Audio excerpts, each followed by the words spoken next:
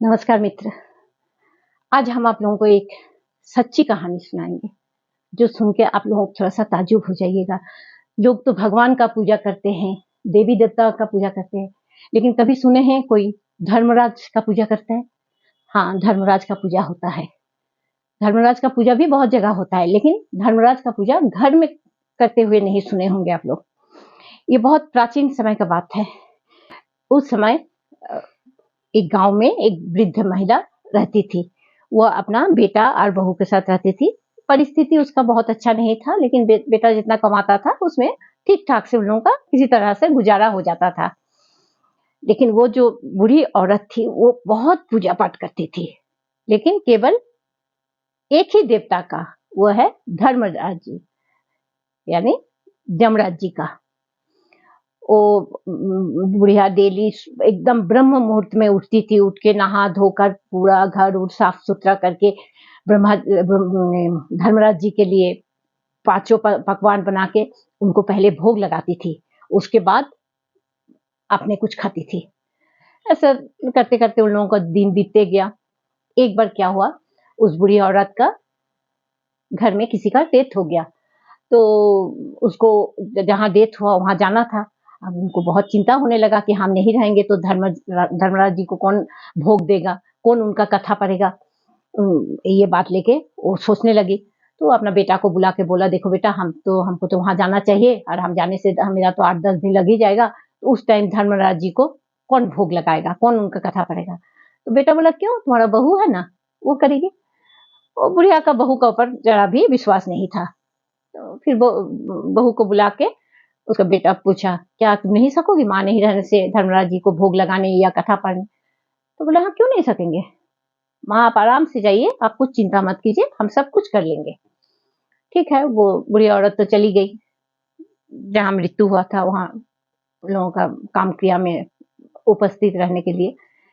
और बहू जो थी वो लेकिन नियम से सुबह उठ के पूरा साफ सफाई करके नहा धो के धर्मराज जी का कथा पढ़ के उसके बाद उनको एक दिन हलवा पूरी बना के उनका सामने रख दिया, उनका मूर्ति का सामने रख के वो वहां से अंदर से निकल आया। ऐसे भी हम लोग भोग जब लगाते हैं भगवान जी को, तब हम लोग दरवाजा बंद करके निकल आते हैं कि बंद दरवाजे के अंदर भगवान जी खाते हैं, ये हम लोग जानते हैं। तो निकल आई। उसके बाद बहुत देर तक वो अपना काम, घर का जितना काम था करके वो देखने गई। देखी कि धर्मराज जी नहीं खाए हैं। फिर थोड़ा देर काम उम करके उसका पति जब अपना काम के लिए निकल गया, फिर वो देखने गई, तब भी धर्मराज जी नहीं खाए। तो वो जाके धर्मराज जी का सामने बैठ के खूब रोने लगी कि धर्मराज जी, आप अगर मेरे लगाया हुआ भोग नहीं खाएंगे तो मेरा सासू माँ आके हमको खूब डांटेंगे, और आप जब तक नहीं खाइएगा तब तक हम भी कुछ अन्न ग्रहण नहीं करेंगे। तो ये बात सुनकर धर्मराज जी को थोड़ा सा चिंता हो गया।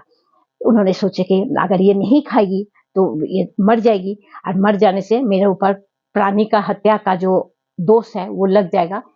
तब धर्मराज जी क्या किए, वो मूर्ति के अंदर से निकल आए, आके बैठ के भोग को खा लिए। खा के वो उस औरत से बोली कि अब हम जा रहे हैं, अब हम अपना जगह पे जा रहे हैं, फिर शाम का टाइम में आके हम खाना खा के जाएंगे। ये तो खुशी हो गई कि धर्मराज जी खाना खा लिए, तो धर्मराज जी चले गए। ऐसे करते करते उनका सासू माँ का आने का टाइम हो गया। सासू माँ आके पहुंच गई। आने का साथ साथ सासू माँ जाके देखी कि पूजा का स्थान पर धर्मराज जी का मूर्ति नहीं रखा हुआ है। तो बहुत बमक गई, सोची कि मेरे बहू कहीं उठा के फेंक दी होगी। वो अपना बेटा को बुला के खूब गुस्सा करने लगी, देखो इसीलिए हम नहीं जा रहे थे, हम जानते थे ऐसा ही होगा मेरा घर में हम नहीं जाने से। देखो बहू ना उनको भोग लगाई, ना उनको उनका कथा पढ़ी, ऊपर से उनका मूर्ति भी फेंक दी। बहू जितना समझाने का कोशिश कर रहे हैं कि नहीं हम भोग लगाएं, डेली धर्मराज जी आके भोग खा के भी गए, लेकिन धर्मराज जी सुबह तो खा के चले गए, फिर शाम को आएंगे। वो बुढ़िया को कितना भी मना रहा है, वो बोल रहा है, वो तो सुनने वाली है ही नहीं। तो उसका बेटा बोला, ठीक है शाम तक कही ना बात है, थोड़ा सा हम लोग इंतजार कर ले, देख ले, अगर धर्मराज जी आते हैं तो ठीक है। शाम को भोग बना के धर्मराज जी का सामने रख दिए। धर्मराज जी नहीं आ रहे, तब बुढ़िया खूब चिल्लाने लगी। जब चिल्लाने लगी तब धर्मराज जी क्या के अचानक बहू देखी धर्मराज जी का जो मूर्ति है वो सामने रखा हुआ है। तो बहू दिखाई कि देखिए सामने रखा हुआ है भगवान जी का मूर्ति, और उसके अंदर से धर्मराज जी निकाल आए, आके बोले कि काहे तुम उस बेचारी को डांट रही हो, वो इतना मासूम है, उसका मन में कोई छल कपट नहीं है, वो हमको डेली भोग लगाई, मेरा डेली कथा सुनी, हम डेली आके दोनों टाइम खाना खा के जाते थे। तब बुढ़िया को थोड़ा सा विश्वास हुआ, तब उसका सासू माँ को उसको बहुत अंदर से खराब लगा।